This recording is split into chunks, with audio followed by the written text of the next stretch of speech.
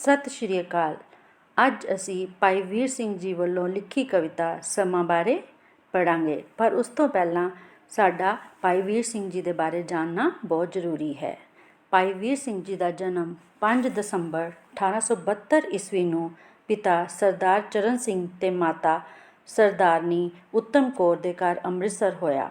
ਭਾਈ ਵੀਰ ਸਿੰਘ ਨੂੰ ਆਧੁਨਿਕ ਕਵਿਤਾ ਦਾ ਜਨਮਦਾਤਾ ਕਿਹਾ ਜਾਂਦਾ ਹੈ, ਯਾਨੀ ਕਿ ਮੋਢੀ ਕਿਹਾ ਜਾਂਦਾ ਹੈ। ਉਹਨਾਂ ਵੱਲੋਂ ਕਵਿਤਾਵਾਂ ਜਿਹੜੀਆਂ ਸ਼ੁਰੂਆਤ ਹੋਈ ਸੀ। ਆਪ ਜੀ ਦੀ ਰਚਨਾ ਬਹੁਪੱਖੀ ਹੈ। ਆਪ ਨੇ ਕਵਿਤਾ, ਵਾਰਤਕ, ਨਾਵਲ ਅਤੇ ਨਾਟਕ ਦੀ ਰਚਨਾ ਕਰਕੇ ਆਧੁਨਿਕ ਪੰਜਾਬੀ ਸਾਹਿਤ ਦਾ ਆਰੰਭ ਕੀਤਾ। ਇਸ ਤੋਂ ਇਲਾਵਾ ਸਿੱਖ ਇਤਿਹਾਸ ਲਿਖਣ ਅਤੇ ਸੰਪਾਦਨ ਕਰਨ ਦਾ ਕੰਮ ਵੀ ਕੀਤਾ। ਉਹਨਾਂ ਦੀ ਦੇਣ ਗਿਣਾਤਮਕ ਅਤੇ ਗੁਣਾਤਮਕ ਦੋਹਾਂ ਪੱਖਾਂ ਤੋਂ ਮਹੱਤਵਪੂਰਨ ਹੈ। ਆਪ ਦੀਆਂ ਪ੍ਰਸਿੱਧ ਰਚਨਾਵਾਂ ਦਾ ਵੇਰਵਾ ਇਸ ਵਿੱਚ ਦਿੱਤਾ ਗਿਆ ਹੈ, ਜਿਵੇਂ ਕਿ ਰਾਣਾ ਸੂਰਤ ਸਿੰਘ, ਲਹਿਰਾਂ ਦੇ ਹਾਰ, ਬਿਜਲੀਆਂ ਦੇ ਹਾਰ, ਮਟਕ ਹੁਲਾਰੇ ਆਦਿ ਕਈ ਰਚਨਾਵਾਂ ਤੁਹਾਡੇ ਵੱਲੋਂ ਲਿਖੀਆਂ ਗਈਆਂ। ਸਮਾਂ ਇੱਕ ਕਵਿਤਾ ਉਹਨਾਂ ਵਿੱਚੋਂ ਇੱਕ ਹੈ। ਹੁਣ ਅਸੀਂ ਸਮਾਂ ਬਾਰੇ ਪੜ੍ਹਾਂਗੇ ਕਿ ਸਮਾਂ ਜਿਹੜਾ ਹੈ ਉਹ ਸਦਾ ਚਲਾਇਮਾਨ ਹੈ। ਮਨੁੱਖ ਇਸ ਨੂੰ ਕਿਸੇ ਹੀਲੇ ਨਾਲ ਵੀ ਰੋਕ ਨਹੀਂ ਸਕਦਾ। ਇਸ ਕਰਕੇ ਇਸ ਨੂੰ ਨਾਮ ਸਿਮਰਨ ਅਤੇ ਨੇਕ ਕੰਮਾਂ ਵਿੱਚ ਲਾ ਕੇ ਸਫਲ ਕਰਨਾ ਚਾਹੀਦਾ ਹੈ। ਰਹੀ ਵਾਸਤੇ ਕਤ ਸਮੇਂ ਨੇ ਇੱਕ ਨਾ ਮੰਨੀ, ਯਾਨੀ ਕਿ ਭਾਈ ਵੀਰ ਸਿੰਘ ਜੀ ਆਖਦੇ ਹਨ, ਫਰਮਾਉਂਦੇ ਹਨ ਕਿ ਉਹ ਸਮੇਂ ਦੇ ਅੱਗੇ ਤਰਲੇ ਕਰ ਕਰਕੇ ਥੱਕ ਗਈ ਕਿ ਉਹ ਨਾ ਜਾਵੇ, ਪਰ ਉਸ ਨੇ ਇੱਕ ਨਾ ਮੰਨੀ।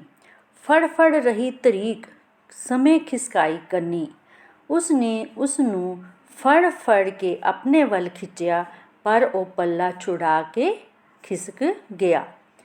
ਕਿਵੇਂ ਨਾ ਸਕੀ ਰੋਕ ਅਟਕ ਜੋ ਪਾਈ ਪੰਨੀ, ਉਹ ਉਸ ਨੂੰ ਕਿਸੇ ਹੀਲੇ ਨਾਲ ਵੀ ਰੋਕ ਨਾ ਸਕੀ। ਹੀਲੇ ਮਤਲਬ ਕਿਸੇ ਵੀ ਤਰੀਕੇ ਨਾਲ ਉਸ ਨੂੰ ਰੋਕ ਨਾ ਸਕੀ।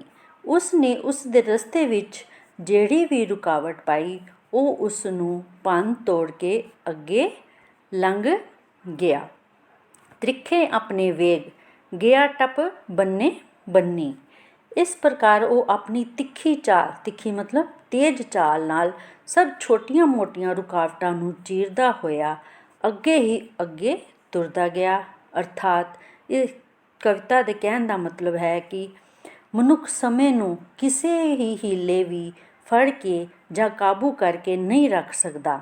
ਇਹ ਬੜੀ ਤੇਜ਼ੀ ਨਾਲ ਬੀਤਦਾ ਜਾਂਦਾ ਹੈ।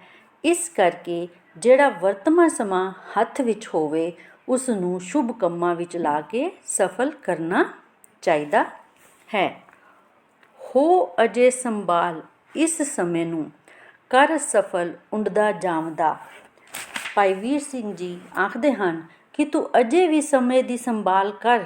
ਤੂੰ ਵਰਤਮਾਨ ਸਮੇਂ ਨੂੰ, ਜਿਹੜਾ ਕਿ ਤੇਰੇ ਹੱਥ ਵਿੱਚ ਹੈ, ਰੱਬੀ ਪ੍ਰੇਮ, ਸਤ ਸੰਗਤ ਅਤੇ ਸ਼ੁਭ ਕਰਮਾਂ ਵਿੱਚ ਲਾ ਕੇ ਸਫਲ ਕਰ।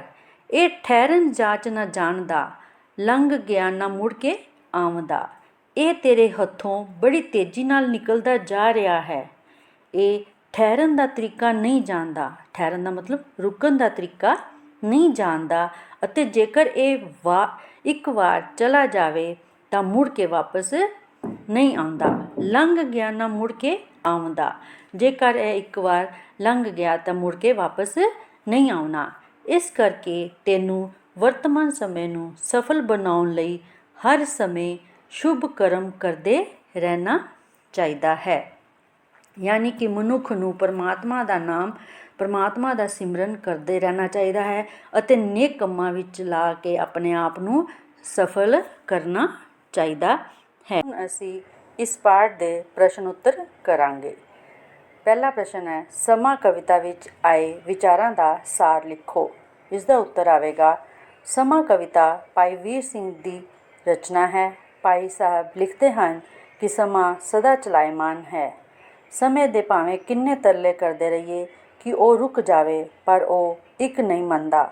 ਸਮੇਂ ਨੂੰ ਫੜ ਕੇ ਖਿੱਚੋ, ਉਹ ਤਾਂ ਵੀ ਪੱਲਾ ਛੁਡਾ ਕੇ ਨਿਕਲ ਜਾਂਦਾ ਹੈ। ਸਮੇਂ ਦੇ ਰਸਤੇ ਵਿੱਚ ਇੱਕ ਵੀ ਰੁਕਾਵਟ ਨਹੀਂ ਪਾਈ ਜਾ ਸਕਦੀ ਅਤੇ ਉਸ ਨੂੰ ਕਿਸੇ ਤਰ੍ਹਾਂ ਵੀ ਰੋਕਿਆ ਨਹੀਂ ਜਾ ਸਕਦਾ।